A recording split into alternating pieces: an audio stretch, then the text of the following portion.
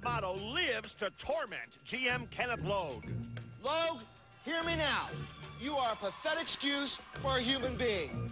I want everyone to know that you are #1 on my execution list. And D'Amato's power continues to soar. I'm the king of the world! While D'Amato is living a king's life, Logue has been stripped of all his pride. Now D'Amato wants to meet Logue face to face. Be here next week. I've got something special just for you. I'll go along with D'Amato's little games because I want to be there when his empire crumbles. It's really just a matter of time. But D'Amato is forgetting about the Rustlers. You know what? I got no problem with him wasting all his time on this freaking Logue guy because while he's busy doing that and not looking, I'm going to beat him like a rented circus monkey. The Rustlers take on the Enforcers. Next on Roller Jam.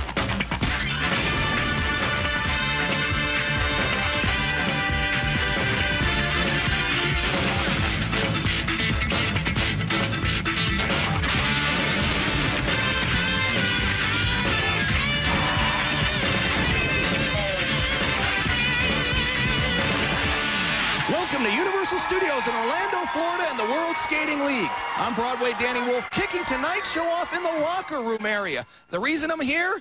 General Manager Kenneth Logue III humiliated once again by Skaters Rep President Mark D'Amato, who is making Logue an assistant referee for tonight's big game. I'm glad I didn't get here earlier, otherwise we might have seen him changing. Nice locker D'Amato gave Logue. Logue, I never thought you'd get this low. Now let's go to trackside to Rory Marcus and Lee Hawk Rearman. Wow, boy, I'll tell you one thing. Kenneth Logue, the general manager of the league, now he's going to have to wear a referee shirt, and they didn't even give him a very good locker, did they? Well, we knew this a little while ago, but it's still shocking when we watch it on our monitor. And just when you thought Kenneth Logue couldn't get any lower, I tell you what, though, Mark D'Amato, be careful what you wish for. You just might get it, because as much power as Logue had off the track, now he's got that referee uniform out there on the track. Mark D'Amato, you're in trouble. And if anybody loves the rules, it's Kenneth Logue III, so it could be tough for D'Amato. Now, his New York Enforcers going against the Texas Rustlers. The Rustlers and the G-Force, they've been playing well. Absolutely. The Rustlers, you know, we forget about Kenneth Logue. We talk about Kenneth Logue, we forget about the Rustlers. These guys are on the roll. Lindsey Francis is really playing well, and the G-Force is emerging like the X-Men of the hot dice as a powerful force in the league. We'll find out more in just a few minutes. The skaters are getting ready to come onto the track. And that pyrotechnic means we won't have to wait long, because here we go, and here they come, the Rustler women, led by, as usual, Lindsey Francis. A little kiss for the crowd, Hawk. Well, that pyro always scares the heck out of me, and leave it to Lindsey Francis to cheer me back up, Rory. The Golden Girl, and Tig Miller's made no secret that she does not like the notoriety that Lindsey Francis is getting. Dissension on the team may be for Texas. The men seem to be pretty together, though, and they're led once again by the G-Force. Brian Campbell has this G-Force unified, occupied, and I don't want to say petrified, but they're bringing the wood to everybody who gets in their way. Whatever that means. And here come the Enforcers. The New York Enforcer women in their familiar black uniforms. It kind of mirrors their image. And there's Karen Magnuson. She's the captain. Some call her the dirtiest player in the league. But Karen Magnuson, she knows what she's up to, and she is a leader both on and off the track for these Enforcers, Rory. I'd like to know who collared that girl. She wears that black collar.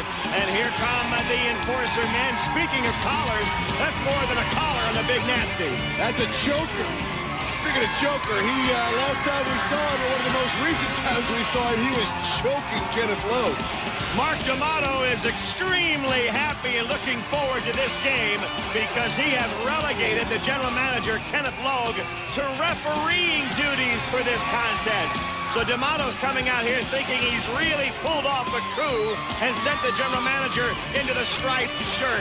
But it could backfire on him because Logue knows those rules inside and out. Right now, he's with Broadway Danny Wolf. Let's join them in the infield. All right, thank you, Rory. Obviously, the question is, Kenneth, how humiliating is it to go from general manager to assistant referee? Quite to the contrary, Danny. This isn't humiliating at all. As you know, the referee's responsibility is to be sure that the game is contested. Listen up. I got a little job for you, buddy. There's some sweat on the track you need to clean up. Come on. Hey, Wolf! This interview is over.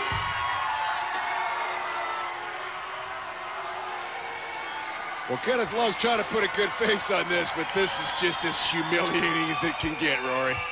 Wow. Roller Rules, brought to you by Dial 1-800-AT&T for collect calls. There are 4 6-minute periods. The women skate periods 1 and 3. The men skate periods 2 and 4. There are 5 skaters per team, 2 jammers and 3 blockers. The blockers wear white helmets. The jammers have the black helmet with the stripe. Points are scored when jammers lap opposing team members. Here's an example of what I was just talking about. The jammer for the green team breaks out from the pack and circles the track. For each member of the red team that he or she passes, 1 point is earned. First up for the women will be Karen Magnuson. She's the captain of the New York Enforcer women and, of course, the spiritual leader of the Sisters of Suffering. And Denise Loden is tangled with her once or twice. And Lindsey Francis, the golden girl. Don't let the good looks fool you. She can mix it up, too. Ready to go here into the first skating period. The women are on the track to start the game.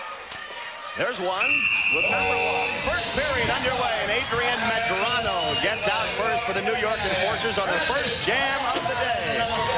Lindsey Francis goes with her.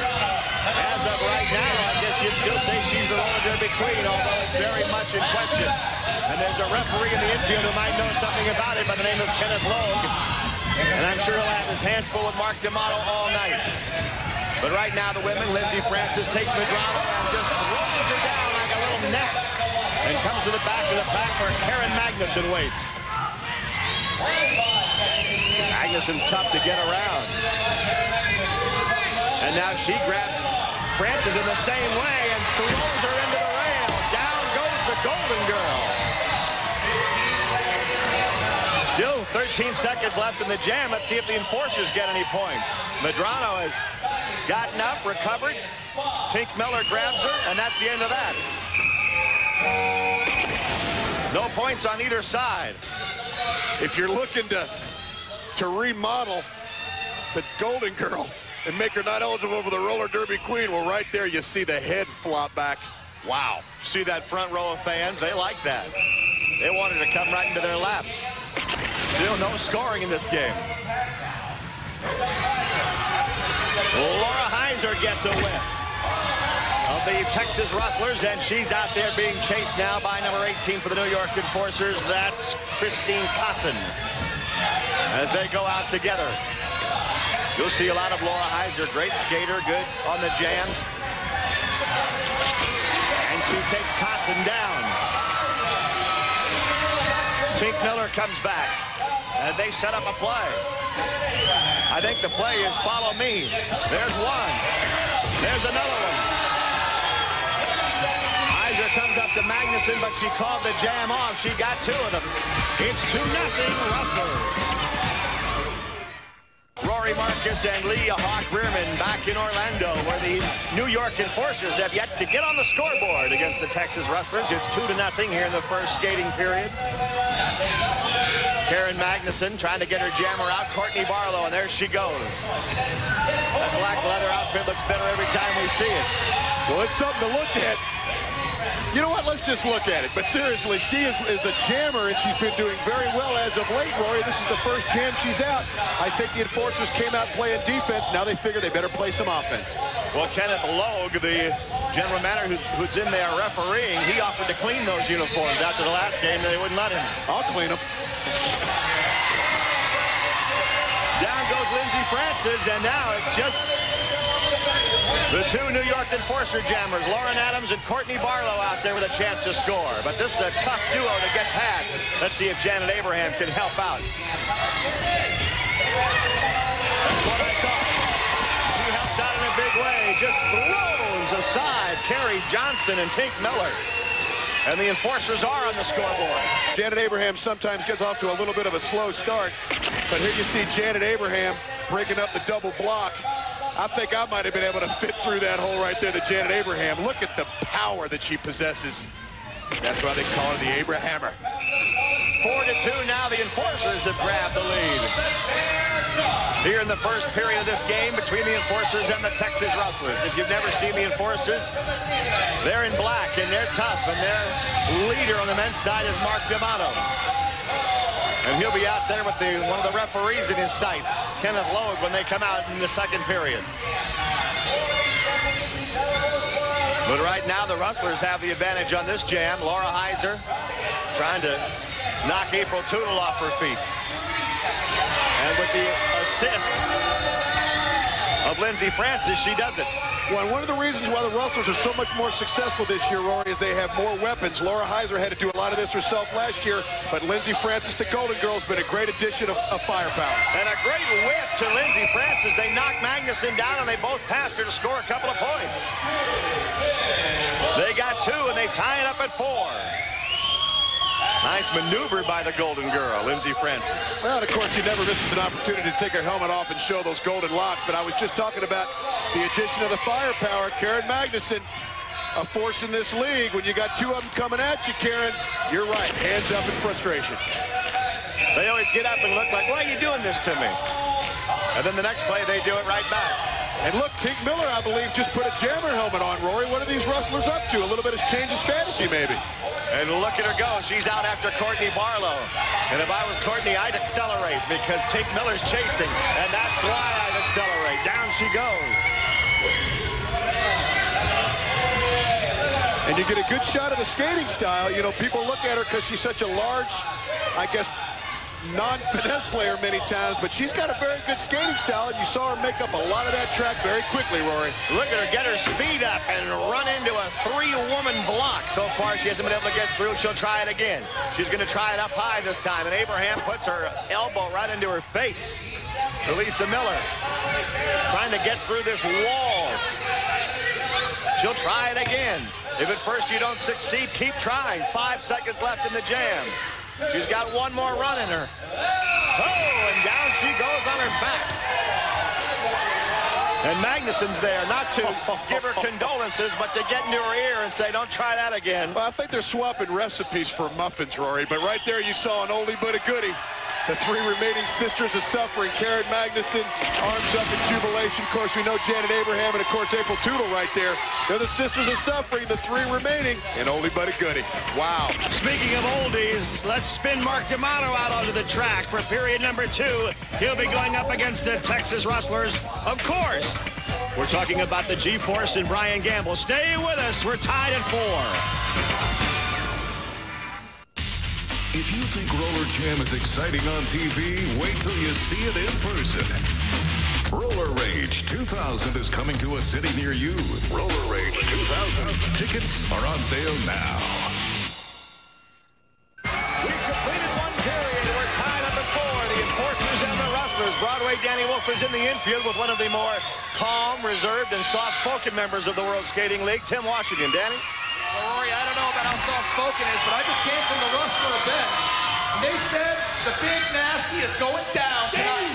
It ain't gonna happen. The G-Force kind of remind me of a piece of gum stuck to the bottom of my sneaker. And I'm gonna rip it off, baby. I'm gonna grind them up. Now there's Mr. Rules. He read the rule book 3 times last night. And he'll try to enforce it against Mark D'Amato and the New York Enforcers.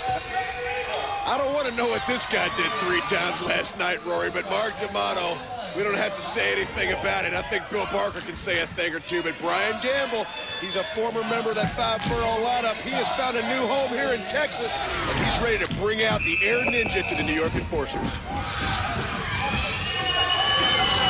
And here we go. The men are on the track for the second period of play. And right out there for the New York Enforcers is Rocky Bowman.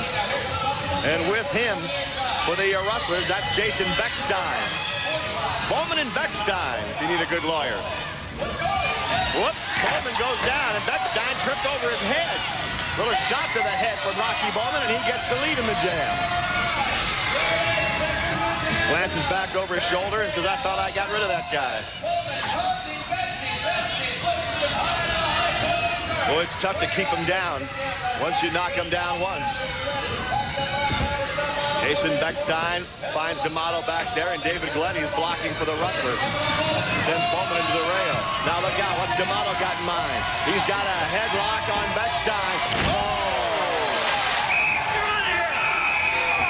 For what? For holding! He gets the penalty too! If I got one, he gets one. You understand me? Well, I said, Mark D'Amato, watch what you wish for, you might get it. You got to remember, when he was an eye in the sky, he couldn't have immediate impact on your performance. Right now, pal, he's got a whistle and he's 2 feet from you. Well, earlier, a few moments ago, you said Bowman and Beckstein, if you need a good lawyer, I think Beckstein might need a good chiropractor or an orthopedic surgeon. Or maybe a plastic surgeon after Mark D'Amato just got done with him. Arms raised. Look at the way his face just bounces off the track. Oh, and of course, there's not many places I'd rather be than Mark D'Amato's armpit either. And there's Kenneth Logue, who feels feeling his oats right now. He likes this refereeing job, I think.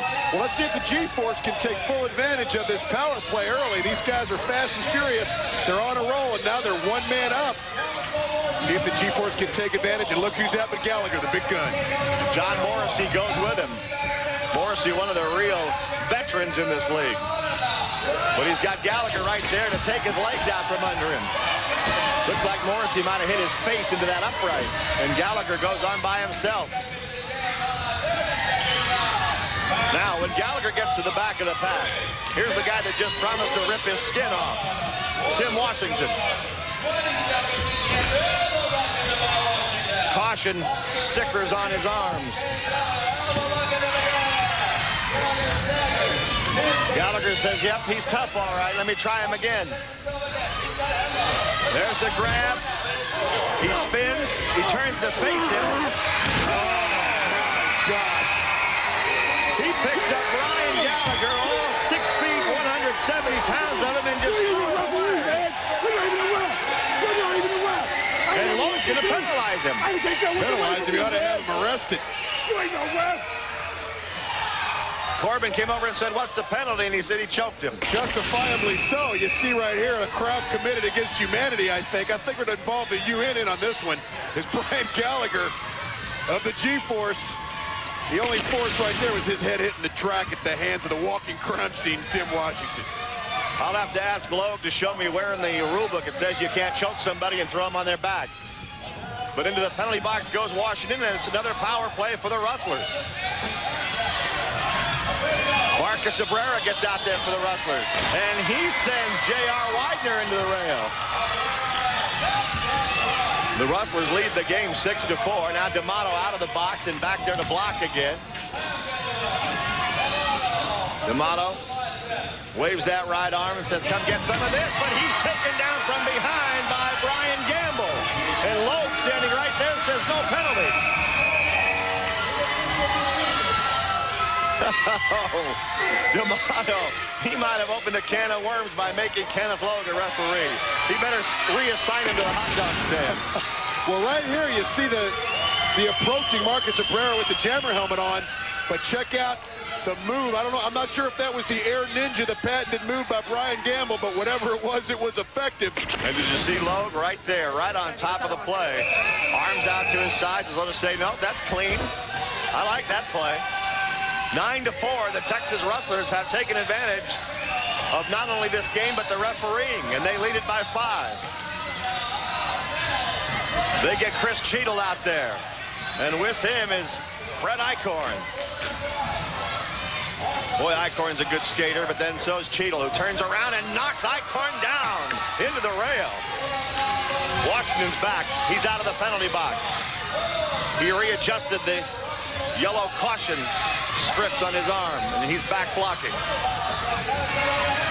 Now he goes to work on the head, holding the head and pounding it. Oh, no. He set him up for the boot, the skate into the face by Mark D'Amato. Oh!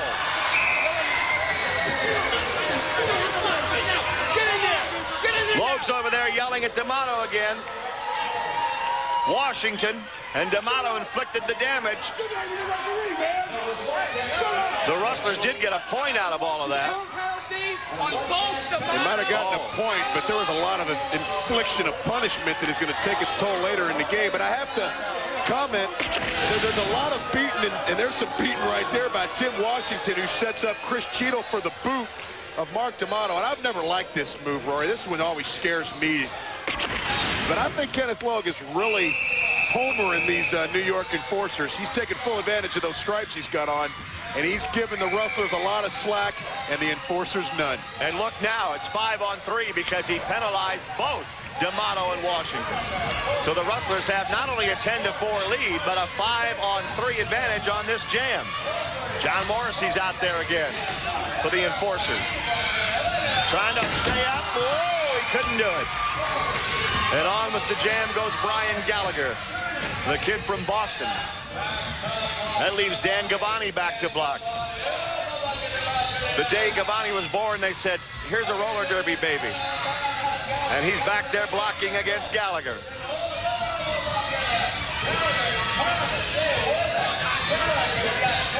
Trying to lengthen their lead, the Rustlers. Gavani, though, doing a pretty good job. And Gallagher can't get by him. Loeb's yelling at Gavani. 1 second left in the jam, and no points this time for the Rustlers. But it is 10-4 Texas at halftime. A fabulous view of Universal Studios here in Orlando, Florida.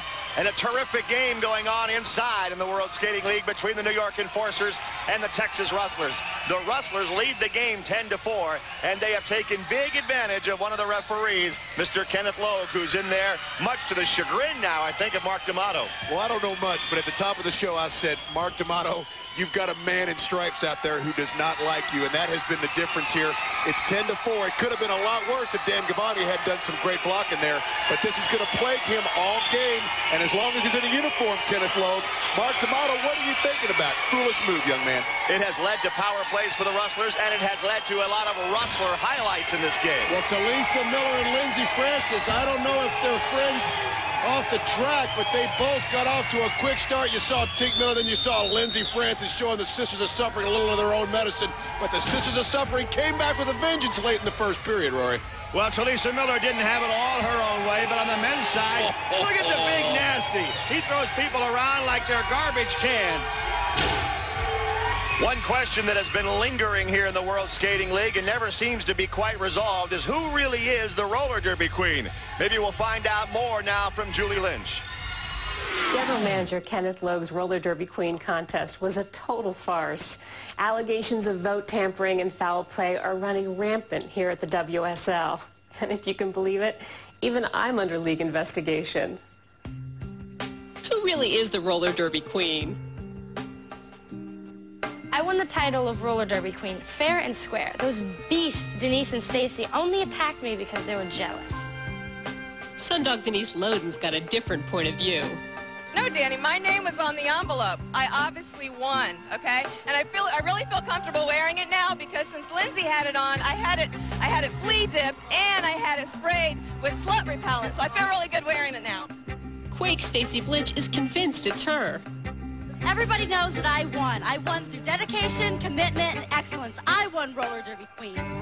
Sean Atkinson dropped a bomb, claiming ex-fiancée Denise Loden rigged the contest.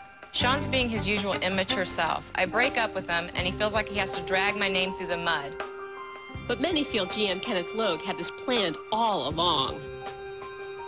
I don't want to let the cat out of the bag here, but it would seem that Lindsey Francis herself, ironically enough, has almost an insurmountable lead at this point. From the Texas Rustlers, Lindsey Francis! The controversy continues. Insults keep flying. Excuse me, I think I won through talent on my skates, not through talent on my back. And the fists keep wailing, but we still don't have a queen. No matter what Hawk says, I'm not eligible to be the roller derby queen. Until they determine who is actually the queen, you're the interim, my friend. I won last year. You can't win 2 years in a row. Now, someday we'll find out who really is the roller derby queen, but for now we want to find out what Mark D'Amato thinks of this situation with Kenneth Logue, and Danny Wolf is standing by with him. Broadway? All right, thanks, Rory. Mark D'Amato, we just heard about this roller derby queen contest match race. Chris, what's your opinions on that? Oh, that's going to be a real good time. You want to know something about the roller derby queen? I don't give a big, fat, flying... D'Amato, you can't say that. Stop. What's going to go down in this roller derby queen contest? I guess another one of Logue's creations. We're finally going to resolve it. We know Lindsey Francis claimed she won. Denise Loden said she won. Then there was allegations of her fixing it. Next week, the 5 finalists from the Roller Derby Queen contest will be put on the track together. It'll be an elimination match race. Amy Craig, Suzanne Chalene, Lindsey Francis, Stacy Blitch, Denise Loden will all start on the track at the same spot. They will skate around. After every other lap, whoever is trailing, whoever is in last place will be eliminated. Will be out until there is one woman remaining, and she will be crowned Roller Derby Queen. Now, Mark, talking about tonight, I don't think this is working out for you. You tried to humiliate Kenneth Logue by making him an assistant referee. I think you gave the guy more power. He seems to be putting you in Washington. You know something? This Logue thinks he's smart. He thinks he's funny putting me and Washington in the box for every jam. Well, you know what? There's a second half to this game, buddy, and we got something planned for you. Got it? Go back to you, Rory and Huck. Thank you, Danny. There's Tim Washington. Is he planning now? Is there anything going through that mind? Yeah, I think he is. But coming up next, it's the women taking to the track. There's Karen Magnuson. She'll lead that tough New York Enforcer squad against Lindsey Francis and the Texas Rustlers. Take a look. Don't go away. We'll be right back. There's confirmation, Hawk, that it's period number 3 coming up. And here we go. Courtney Barlow has the Jammers helmet for the New York Enforcers, and she gets right out there with Lindsey Francis and also has her teammate April Tootle with her. So it's 2-on-1 Enforcers on this jam. But the one is Lindsey Francis, who gets taken down from behind by Courtney Barlow. That leaves April Tootle as the only jammer with a chance to score. Whoa, and she has a good chance with Abraham clearing the way. Abraham just sent Carrie Johnston over the rail, and she's going to do some more damage to the pack if she gets a chance. Tootle calls off the jam. 4 New York points. Lindsey Francis goes down, but April Tootle had her points, called off the jam because Lindsey Francis had gotten back up and was approaching being able to score. Great job by April Tootle. Both great speed and great heads-up play to call off the jam. So with D'Amato and Washington not on the track, Kenneth Logue takes a more reserved position in there as the referee, and they get 4 New York points. So it's 10-8. The Texas Rustlers lead it. And the Rustlers get Belinda Morgan out there with Courtney Barlow. And the two of them go shoulder to shoulder. Belinda Morgan takes a shot from Barlow. One of them will undoubtedly get the advantage, and guess who it is? It's the black leather-clad Courtney Barlow. But the bad news for her is that Talisa Miller's back there. I wouldn't want to try and sneak in front of her at the checkout line at the grocery store, man. She's tough. And Barlow's about to find out how tough. Oh, wow.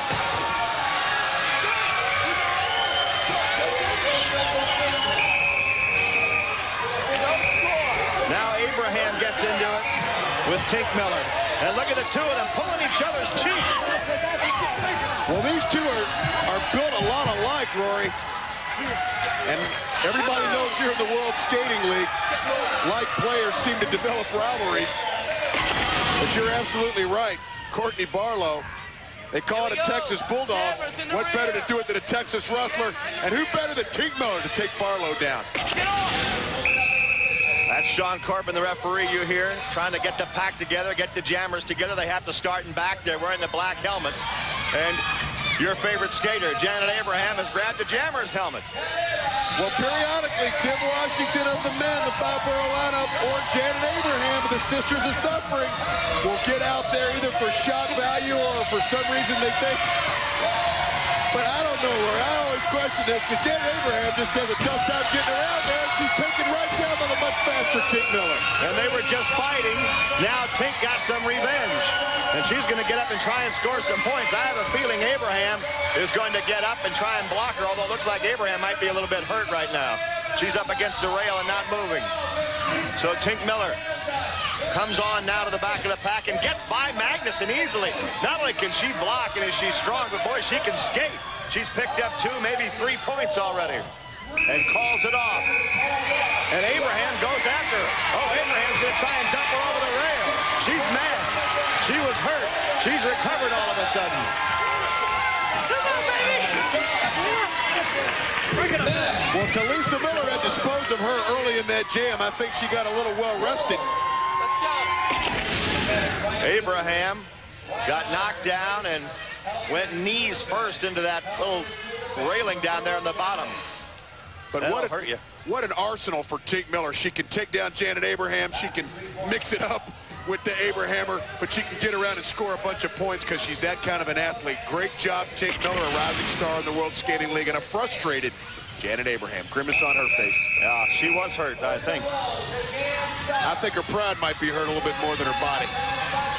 She recovered enough to get in a fight, though. 15-8. The Rustlers have a 7-point lead. Courtney Barlow's out there again, and there goes Laura Heisler with her. Laura Heisler of the Rustlers, who, by the way, I want to wish happy birthday to Laura Heisler. Her and Barlow out together, trying to get away from each other and go score some points with about a minute left here in the women's period, the third period.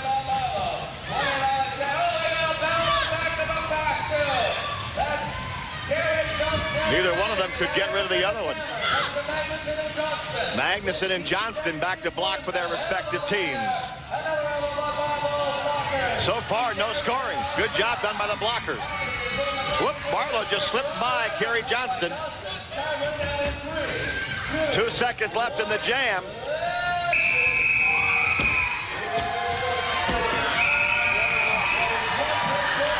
They gave them 1-1. The fight goes on. Well, and look who's right in the middle of that fight, Rory. Karen Magnuson is going at it with, I believe, Laura Heisler. And Kenneth Logue, he went from the general manager's office down to being on his knees trying to break up a couple of women. Actually, the more I think about that, it's probably not a bad move. Maybe I could get a little break from the DJ booth here and go down and break up some fights once in a while, huh? I didn't know we were in a DJ booth. Well, wherever the heck we are up here. Kenneth Logue was in there refereeing. You remember how much he hates sex and violence, Hawk? What do you think he thinks of this game? Lindsey Francis breaks away from the pack and gets out of the jam. This will be the last jam of the period. Well, and she's trying to do something here, Rory. It's been a very quiet performance out of the Golden Girl, Lindsey Francis. It's been all Tink Miller for the Rustlers. She may want to try to make a big impact so the fans can remember she showed up today, because she sure as heck hadn't done much yet. Abraham back to block. Whoa. Down hard goes Lindsey Francis. Now Carrie Johnston and Tink Miller team up on Abraham.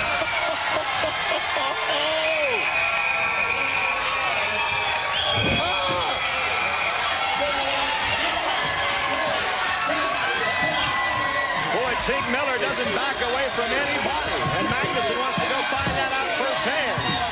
Well, she's looking for anybody who will tussle with her. I think right there at the end, the combination of Karen Magnuson and Janet Abraham, the two queen bees of the Sister of Suffering, might have been a little too much. Go easy, Talisa. Don't bite off more than you can chew. But what a performance today by Tink Miller. She really came to play, Rory. You know who must hate this is the referee and former general manager Kenneth Logue.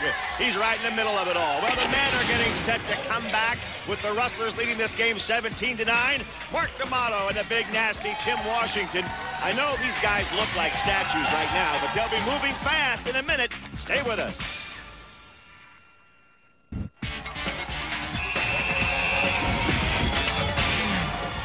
Fourth and final period is underway here in Orlando, with the Rustlers leading the game 17-9, and the New York Enforcers trying to shake off the effects of the assistant referee down there, Kenneth Logue, and they get two jammers out nicely, Fred Eichhorn and Rocky Bowman. Well, the Rustlers better be careful, Rory. They sent out Jason Beckstein as a jammer. They didn't send out Gallagher. They're going to try to play defense here, but these enforcers can catch up quick. They better be careful and not rest on their laurels.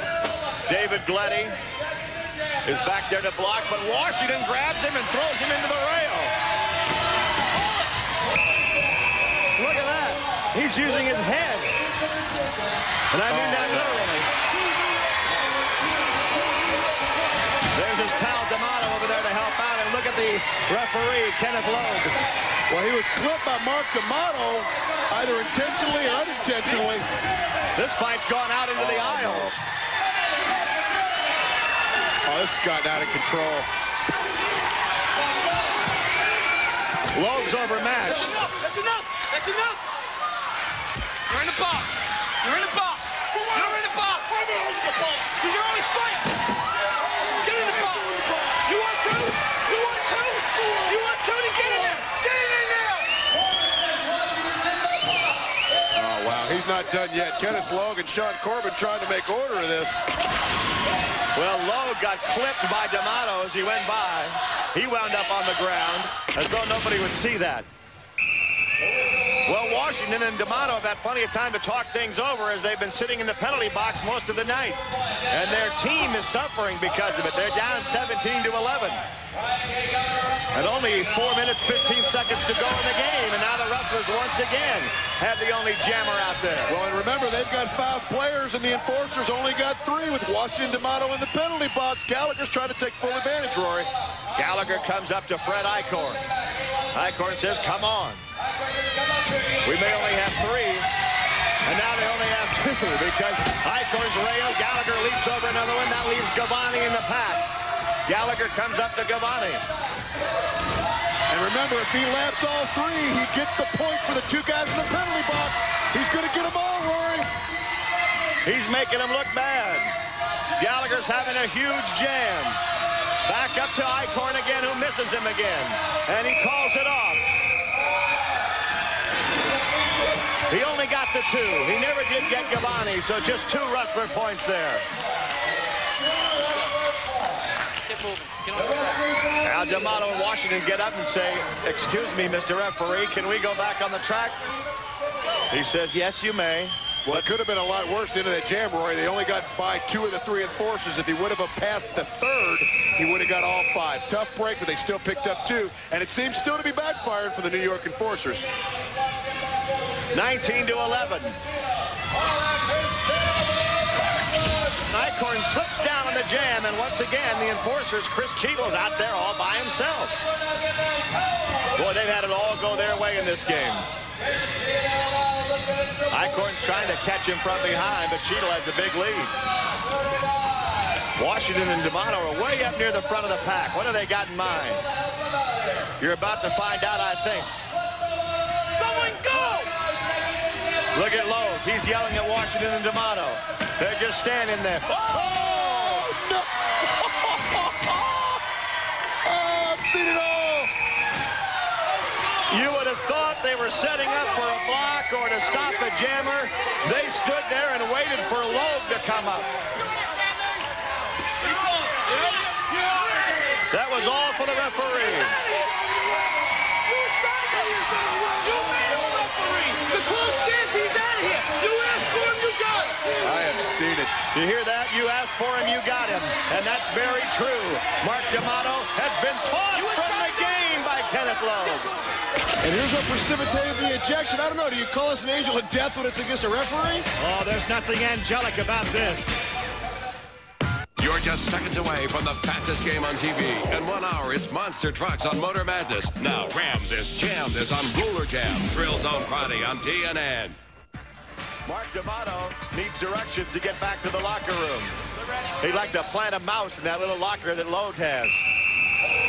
But he's not going to be skating in this game anymore. It's 19-11 Rustlers with only 1:40 to go. And the Enforcers are falling all over the track. How the mighty have fallen in this game. Fred Eichhorn gets a whip from Tim Washington and gets out with Marcus Abrera of the Rustlers. 2 pretty good skaters right here. J.R. Widener of the Enforcers slips down, so it's just the 2 of them. No elbow, no elbow. They always go by that. Abrera trying to stay away from the elbows of Washington. Meanwhile, Eichhorn scoring points. Gleddy takes his own man out. And the Enforcers get a break. They get 4 points. Letty and Abrera weren't on the same page there. Lindsey Francis comes over to say, come on, guys, let's go. Let's win this game. We have less than a minute to play. Well, and right there was a great example of the impact that Big Tim Washington has on this game. Just his sheer size alone is so impressive when he's breaking walls and screaming and yelling. But, Rory, you forget this man is a good skater, and he took up so much room that many times he just creates a lane just by his draft for his teammates. Right there, 4 points because Tim Washington, nobody can see around him. Great job. And there's only one jam left. Last jam of the night, game on the line. Rustlers up by 4, and they both get a jammer out there. Jason Beckstein for the Rustlers gets out. Freddie Eichhorn is out there for the Enforcers. And so is, what's D'Amato doing? D'Amato's back. He's been thrown out of the game. Ejected. He came back on the track. I have a feeling that might disqualify whatever happens on this jam. The Enforcers have both of their jammers out there with a chance to score points. D'Amato's on the track. Logue is saying, you get off the track, and the play continues. Look at D'Amato. He's going to come through and blow the pack apart. D'Amato refusing to leave. But are we still playing? I mean, he was disqualified, Rory. Do we have a winner, or are we done? They're playing. They're definitely playing, but will it count? Look at Logue. Logue saying no score. Washington's going nuts. He's pounding on Letty, and Pullman just confirmed it. No score on that jam. Well, time's expired, so the Rustlers win, I guess. The Rustlers do win it. D'Amato cost his team the game. Oh, wow. The official score is you were an ejected player. You're an illegal skater. You assisted your team illegally. No score. D'Amato tried to tell him that's 10 points. And the referee said, guess what? That's 0 points. You lose. And Logue looks like the cat that ate the canary. You ever seen anybody more pleased with themselves than that man? Mark D'Amato, who was thrown out, came back, cost his team the game, basically. And now he's with Broadway Danny Wolf. Go ahead, Broadway.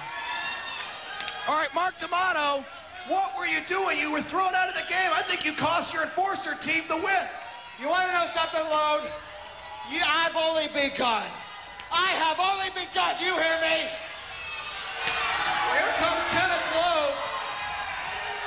Well, I guess you could say you sort of outsmarted D'Amato finally. Well, finally, not for the first time or the last time. He makes the rule. That's enough. That's enough. Hey, that's enough.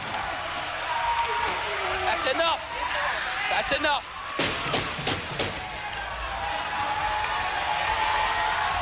Oh, we better take you out of here.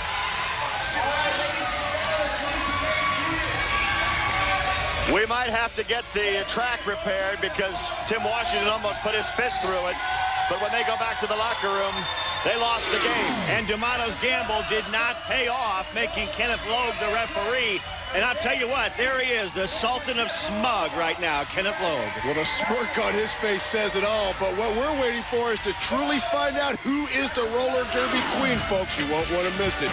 Could be any one of the three you just saw. And into the rail hard she goes.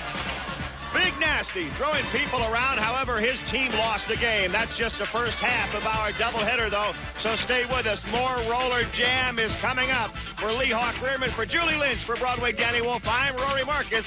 Back with you in just a few minutes.